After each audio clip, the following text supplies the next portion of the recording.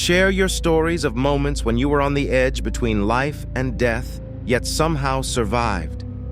It happened about a year ago.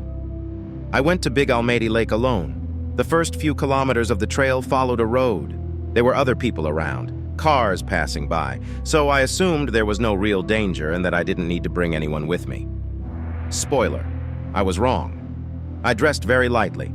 Shorts, a t-shirt, a shirt, and sneakers. In my backpack, I had only 2 liters of water, nothing else. I walked about 7 kilometers and then entered a restricted area where only pedestrians are allowed. Cars can't go any further. After that, I walked a couple more kilometers and was almost at the lake. That was when the weather changed suddenly. Within minutes, a sunny day turned into a heavy rainstorm with hail. I got soaked instantly. I ran into the nearest gazebo, but it barely helped.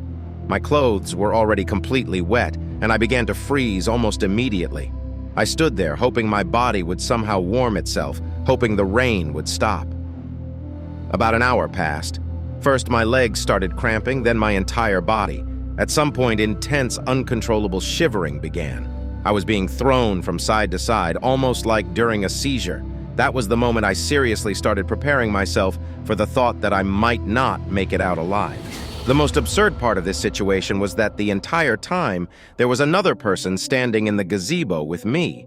He was dry, and he just watched. I was shaking, fully aware that I could die from hypothermia, while someone silently stared at me the whole time. It felt incredibly strange and uncomfortable, like a grotesque, disturbing scene from an art film.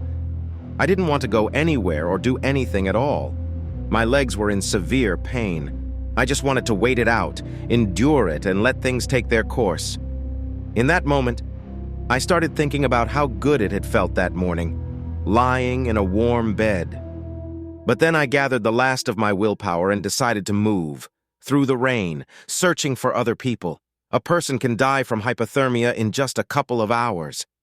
Sometimes I wonder what would have happened if I had stayed in that gazebo. That man could have watched the entire process of my death. Even thinking about it still feels surreal. From this experience, I learned several important lessons and survival principles. Never go to the mountains alone. Never go to the mountains without a raincoat and extra warm clothing. Rely only on yourself. If you are freezing, keep moving until the end, despite pain, weakness, and the urge to stop and rest.